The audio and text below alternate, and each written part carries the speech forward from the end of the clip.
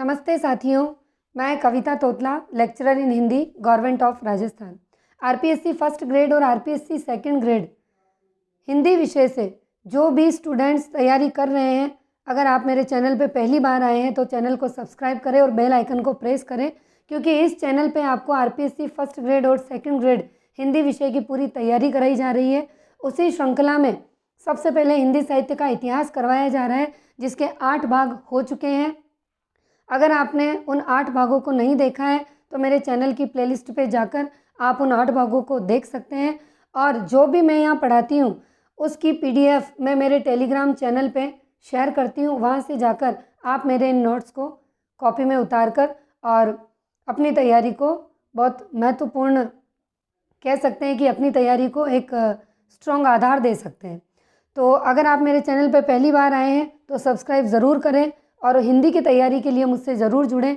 और आज ये हमारा 9वां पार्ट है, क्योंकि पिछले 8 पार्ट में हम आदिकाल कर चुके हैं और लास्ट वाला जो मैंने कल पढ़ाया था उसमें आदिकाल के साथ साथ थोड़ा सा हम भक्ति काल में प्रवेश कर चुके थे और भक्ति काल की जो पृष्ठभूमि है उसके बारे में हम थोड़ा बहुत वहाँ पर जान चुके थे। आज ये उस भक्ति काल का दूसरा पार्ट है। देखिए, ये वीडियो मैंने बहुत छोटा ही बनाया है इस बार, क्योंकि भक्ति काल की पृष्ठभूमि हमारे लिए जानना बहुत ज़रूरी है, क्योंकि इसमें धाराएं हैं, फिर उन धाराओं की भी उपधाराएं हैं, तो आपको समझने में इसको वक्त लगेगा। थोड़ा सा आपको यहाँ कन्फ्यूज़न की स्थिति भी होगी, लेकिन आप समझ जाएंगे। तो आप जैसे जैसे मैं आपको समझाती चलूँ आप समझिएगा, क्योंकि भक्ति काल की पृष्ठभूमि अगर समझ आ गई तो आगे आपको इसमें कहीं भी दिक्कत नहीं आएगी। इसीलिए ये वीडियो छोटा है और कम ही पेजेस मैंने इसमें लिए हैं। तो देखिए, पहला है भक्ति साहित्य का वर्गीकरण, यानी पहले हमने इसका उद्भव देखा कि भक्ति काल का उद्भव कैसे हुआ, कहाँ से हुआ, और हमने इसके संप्रदाय भी देखे थे पिछले वीडियो में कि कौन कौन से इसके संप्रदाय हैं, किस किस ने इसको चलाया। अब इसका वर्गीकरण क्या है इस भक्ति साहित्य का, उसके बारे में हम देखेंगे। तो पहला बिंदु है, भक्ति साहित्य के वर्गीकरण का श्रेय आचार्य रामचंद्र शुक्ल को दिया जाता है, यानी इसका वर्गीकरण किसने किया? शुक्ल ने किया। आचार्य शुक्ल ने भक्ति काव्य को 2 प्रमुख काव्य धारा निर्गुण और सगुण में बांटा, यानी इन्होंने 2 काव्य धाराओं में इसे बांटा। पहली थी निर्गुण, दूसरी थी सगुण। अब देखिए, ये पुनः इसी निर्गुण और सगुण को आगे वापस उपधाराओं में बांटेंगे। ध्यान से समझिएगा कि निर्गुण भक्ति काव्य धारा को पुनः 2 भागों में, और नीचे देखिए यहाँ सगुण भक्ति धारा को भी पुनः 2 उपभागों में, यानी पहले निर्गुण सगुण बांटा, फिर उस निर्गुण को भी 2 धाराओं में बांटा और वापस सगुण को भी 2 धाराओं में बांटा। अब उनके नाम क्या है वो हमारे लिए बहुत मायने रखते हैं। तो निर्गुण को जो इन्होंने 2 भागों में बांटा, पहला नाम है निर्गुण ज्ञान मार्गी और दूसरा नाम है निर्गुण प्रेम मार्गी। ठीक है। सगुण को जो 2 भागों में बांटा, पहला नाम है राम भक्ति, दूसरा नाम है सगुण कृष्ण भक्ति, यानी एक राम भक्ति हो गई, एक कृष्ण भक्ति हो गई। यहाँ तक आपको समझ में आ गया। अब हम आगे बढ़ते हैं। भक्ति काव्य, ये भक्ति काव्य क्या है? तो पहला आएगा निर्गुण भक्ति काव्य, दूसरा होगा सगुण भक्ति काव्य। यानी कुछ संत ऐसे हुए जो निर्गुणवाद में थे, कुछ ऐसे हुए जो सगुणवाद में। देखो, निर्गुण क्या होता है? जो ईश्वर के किसी भी रूप को नहीं मानते हैं, यानी जो मूर्ति पूजा में विश्वास नहीं करते हैं, किसी आकार को नहीं मानते हैं, जो निराकार मानते हैं ईश्वर को, वो होते हैं निर्गुण। और सगुण क्या होते हैं? जो उन्हें उनके अवतार के साथ, यानी उन्हें आकार के साथ, उनके गुणों के साथ स्वीकार करते हैं, वो होते हैं सगुण वाले। समझ में आ गया? अब देखिए, निर्गुण ज्ञान मार्गी में कौन कौन से आएंगे, निर्गुण प्रेम मार्गी में कौन आएगा, ये इम्पोर्टेंट है। तो निर्गुण ज्ञान मार्गी में सबसे प्रमुख नाम आता है कबीर और निर्गुण प्रेम मार्गी में सबसे प्रमुख नाम आता है जायसी। देखिए, थे दोनों ही निर्गुण, कौन? कबीर और जायसी, लेकिन कबीर ज्ञान मार्गी थे और जायसी प्रेम मार्गी थे। ये आपको पकड़ में होनी चाहिए। अब कबीर की भाषा की बात करें, सद्दू कड़ी थी, मुक्तक थी, दोहे और पद थे। और अगर जायसी की हम भाषा की बात करें, अवधी भाषा में रचना की, प्रबंध काव्य लिखे और इन्होंने छंदों का जो प्रयोग किया वो रहा इनका दोहा और चौपाई छंद। ठीक है, अब हम इधर की बात कर लेते हैं, सगुण वालों की। ये हमने निर्गुण की करी थी। सगुण में एक आता है राम भक्ति और एक आता है कृष्ण भक्ति। बहुत ध्यान से समझना, राम भक्ति में तुलसीदास आएंगे, कृष्ण में आएंगे सूरदास। तुलसी ने अपनी रचनाएं अवधि में करी और प्रबंध काव्य शैली थी, दोहा चौपाई छंद था। सूरदास ने अपनी रचनाएं ब्रजभाषा में करी, मुक्तक रचा और पद रचे। अब देखिए यहाँ पर आप कहेंगे कि मैम इन्होंने केवल अवधि ही नहीं दूसरी भाषा में करी, तो सही है कि जो तुलसीदास थे इन्होंने अवधि में तो भाषाएं रची, साथ में ब्रज में भी करी, जैसे कवितावली ब्रज में थी, गीतावली ब्रज में थी। ठीक है ना, लेकिन मेन अगर हम तुलसीदास की भाषा की बात करेंगे तो वो अवधि ही आएगी, क्योंकि ब्रज भाषा की अगर मेन हम किसी कवि की बात करें तो वो सूरदास ही आएगा। ठीक है, अब अगला देखिए। अब अगर हम काव्य को समझे, जैसे हम आपने पढ़े हैं ना काव्य, काव्य क्या होता है, ये एक टॉपिक है कि काव्य क्या होता है।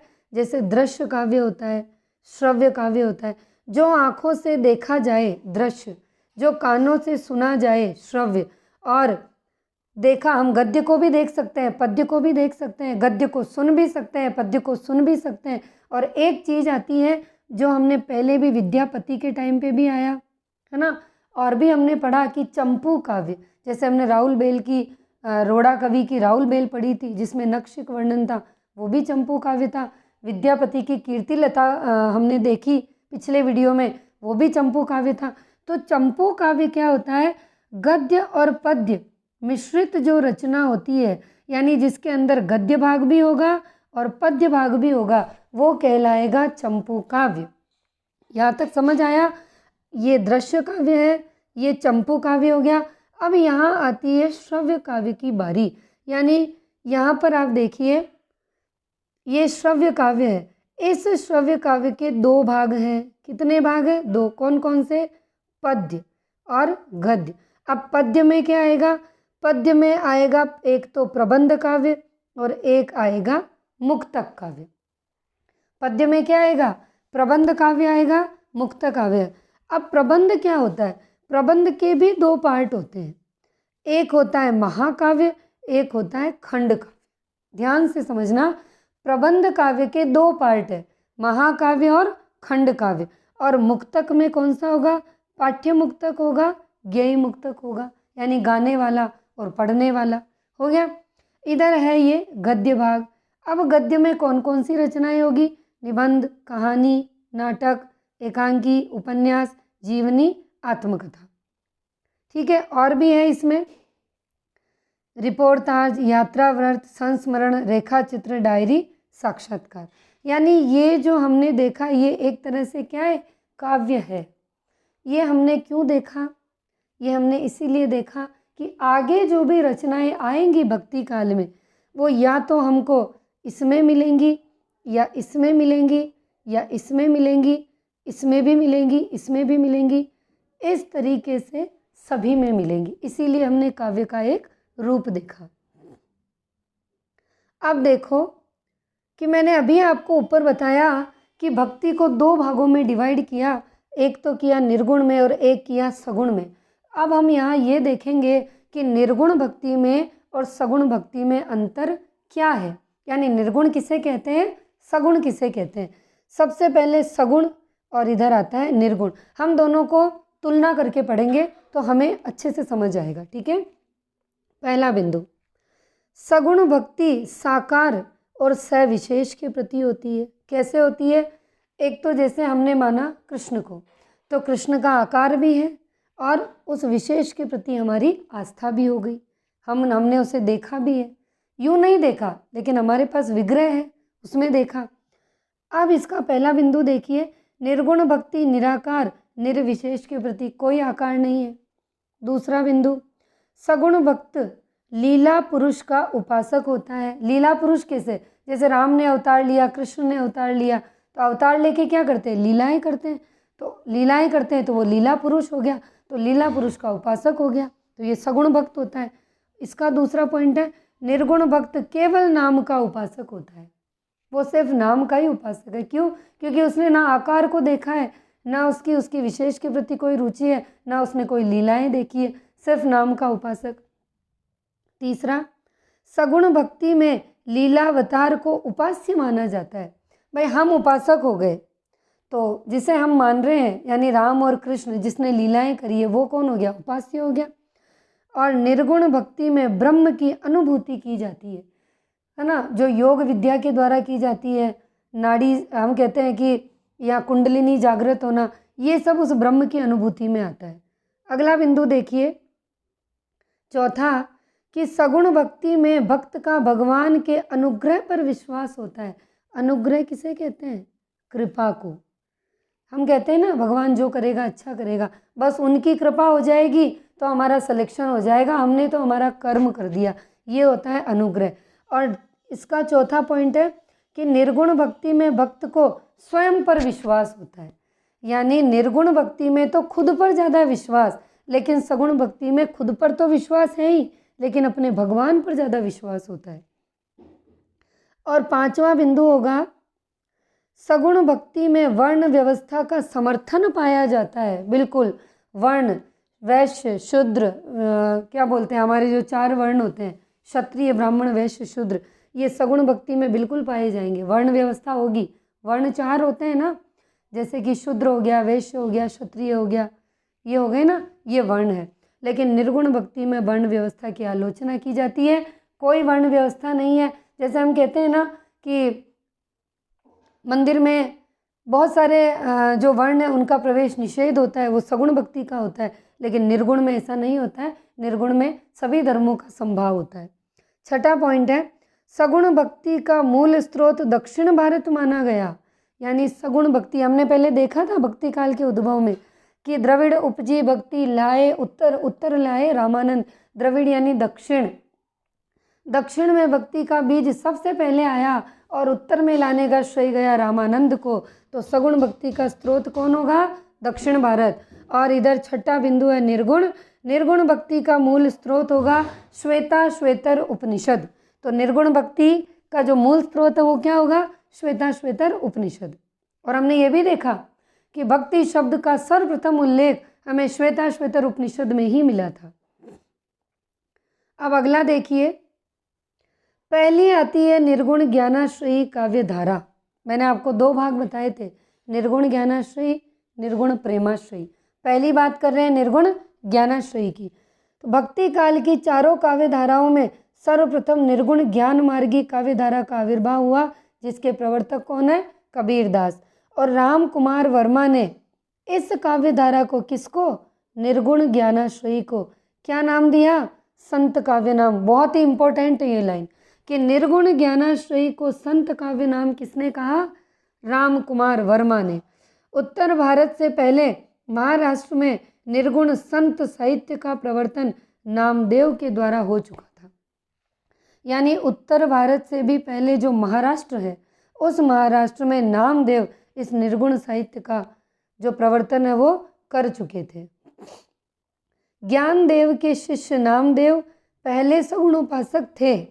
देखो हमने अभी पढ़ा ऊपर यहाँ पे कि उत्तर भारत से भी पहले, देखो उत्तर भारत में सगुण भक्ति सबसे पहले आई थी, ठीक है। दक्षिण में तो निर्गुण ही आया था सबसे पहले, लेकिन उत्तर भारत में जो मतलब बाद में जो निर्गुण आया सगुण, वो कैसे आया कि महाराष्ट्र में निर्गुण संत साहित्य का प्रवर्तन नामदेव ने किया। अब अगली लाइन हमें ये कहती है, पहली बात तो नामदेव किसके शिष्य थे? ज्ञानदेव के। अब ये नामदेव हमें यहाँ तो बताया गया निर्गुण साहित्य के लिए, लेकिन यहाँ कहा गया कि सगुणोपासक थे। नामदेव पहले क्या थे? सगुण उपासक थे, यानी सगुण भक्ति में थे। बाद में किस में चले गए? निर्गुण भक्ति। नामदेव का जन्म महाराष्ट्र के सतारा जिले के दर्जी परिवार में हुआ था। इन्होंने हिंदी और मराठी दोनों भाषाओं में काव्य रचना करी। सगुण भक्ति से संबंधित पद ब्रज भाषा में रचित है और निर्गुण भक्ति से संबंधित पदों की भाषा खड़ी बोली या सद्दू कड़ी है। सीधा सीधा सा प्रभाव किसका है यहाँ? कबीर का। यानी नामदेव पर किसका प्रभाव पड़ा? कबीर का, क्योंकि ये भाषाएं किसकी थी? कबीर की थी। ठीक है, अगला आता है अब है संत मत के दार्शनिक आधार, यानी जो संत थे उनके जो मत थे, उनके मतों के आधार क्या थे? क्या दार्शनिक आधार थे जिनके आधार पर उन्होंने अपने मत दिए, यानी अपने विचार दिए। मत का मतलब विचार दिए। संत मत ने तत्कालीन समाज में प्रचलित विभिन्न मत मतांतरों से सार तत्व को ग्रहण कर अपना आकार निर्मित किया था। यानी उन्होंने उस समाज के जो भी सार थे उनको लिया, फिर उसके द्वारा अपना एक आकार बताया मत का। संत मत के दार्शनिक आधारों में जो प्रमुख आते हैं वो उन्होंने क्या क्या आधार लिए? अब उन्होंने दार्शनिक कहाँ कहाँ से लिए? उपनिषद, अद्वैतवाद, इस्लाम, सूफी मत, सिद्ध साहित्य, नाथ साहित्य, वैष्णव धर्म, ये इनके मेन आधार स्तंभ रहे। किसके? संत मत के। जीव, ब्रह्म और जगत संबंधी अवधारणा तो इन्होंने कहाँ से ली? उपनिषद से ली। ये आपको याद रखना है, आएगा कौन सा कथन सत्य है, कौन सा असत्य है। उपनिषद से क्या क्या लिए? जीव, ब्रह्म, जगत संबंधी।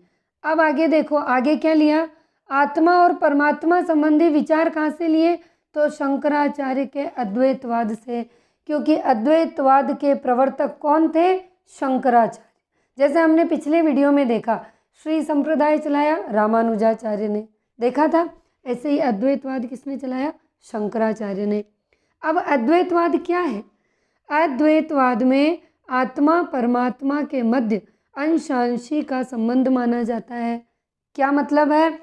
अंश मतलब आत्मा, अंशी यानी परमात्मा। ये होता है अद्वैतवाद, यानी कि आत्मा और परमात्मा के मध्य यह संबंध है, यह माना गया है। अब हमने पिछली बार भी देखा था और यहाँ भी देख रहे हैं कि शंकराचार्य को प्रच्छन्न बौद्ध भी कहा जाता है। हमने पिछले वीडियो में भी देखा था। हठ योग साधना पद्धति, शून्य समाधि, गुरु महिमा, नारी निंदा, आचरण की पवित्रता आदि प्रवृत्तियां नाथों के प्रभाव का परिणाम है। हमने नाथ मत पढ़ा था, नाथ साहित्य आदि काल में। वहाँ हमने क्या देखा था? नाथ किस किस के मतलब क्या मानते थे? हठ योग साधना पद्धति थी, शून्य समाधि थी, गुरु महिमा और नारी निंदा थी। दाम्पत्य प्रतीकों का प्रयोग, प्रेम तत्व का निरूपण, ये सूफियों की देन है। अब अगर आपको पूछा जाए सूफियों से क्या क्या लिया इन्होंने, संतों ने, तो दाम्पत्य प्रतीक लिए, प्रेम तत्व का निरूपण लिया। स्वर की कर्कशता, खंडन मंडन की प्रवृत्ति, प्रतीक शैली और उलट बांसियाँ, देखो सबने अलग अलग लिया। नाथों से अलग लिए, उपनिषदों से क्या लिया, अद्वैतवाद से क्या लिया। अब यहाँ हमने सिद्ध साहित्य भी हम पिछले वीडियो में पढ़ चुके हैं। सिद्धों से क्या लिया? तो सिद्धों से लिया स्वर की कर्कशता, खंडन मंडन की प्रवृत्ति, प्रतीक शैली, उलटवासियाँ। अब वैष्णवों से क्या लिया? अहिंसावाद और प्रपतिवाद, ये लिया। मूर्ति पूजा का विरोध, बहुदेवोपासना का विरोध, तीर्थाटन का विरोध, एकेश्वरवाद का समर्थन, ये इस्लाम की देन है। बहुदेवोपासना यानी एक से अधिक भगवान को मानना, ठीक है, ये इस्लाम से लिया। इस्लाम की देन निषेधात्मक अधिक रही, विधेयात्मक कम, ये परिभाषा दी है डॉक्टर नगेंद्र ने। क्या कहा है डॉक्टर नगेंद्र ने? कि इस्लाम की देन निषेधात्मक अधिक और विधेयात्मक कम, निषेध यानी नहीं, ठीक है, ये रहा। यानी कि ये हमने देखा भक्ति साहित्य का वर्गीकरण और संत मत के दार्शनिक आधार, निर्गुण ज्ञानाश्रयी, निर्गुण प्रेमाश्रयी, सगुण भक्ति और निर्गुण भक्ति। तो ये इस वीडियो में मैंने आपको इतना ही बताया। आप इसको अच्छे से पढ़िएगा, समझ समझ के फिर आप अपने रजिस्टर में उतारिएगा। वीडियो देखना बहुत ज़रूरी है। डायरेक्ट अगर आप प्रिंट आउट भी निकलवा रहे हो तो भी आपको कोई फ़ायदा नहीं मिलेगा, क्योंकि अगर आप ढंग से नहीं समझते और खुद के हाथों से नहीं लिखते तो फिर आप भूल जाइए कि आप कभी सिलेक्शन ले सकते हैं, क्योंकि सीधा हलवा कभी भी हजम नहीं होता है, बनाने में मेहनत लगती है। तो आज के वीडियो में इतना ही। और अब भक्ति काल चलेगा, काफ़ी लंबा है, धैर्य बनाए रखें, रजिस्टर मोटा रखें, क्योंकि हिंदी साहित्य का इतिहास छोटा नहीं है। 45 प्रश्न आपके फर्स्ट ग्रेड में आएंगे और 15 प्रश्न आपके सेकंड ग्रेड में आएंगे। इसीलिए हिंदी साहित्य के इतिहास को अच्छे से पढ़िए, शांति से पढ़िए। इसकी PDF मैं आपको मेरे टेलीग्राम चैनल पे प्रोवाइड करा दूंगी, वहाँ जाके आप इस नोट्स को उतार लीजिए। अगले वीडियो में नए भक्ति काल के टॉपिक के साथ। धन्यवाद।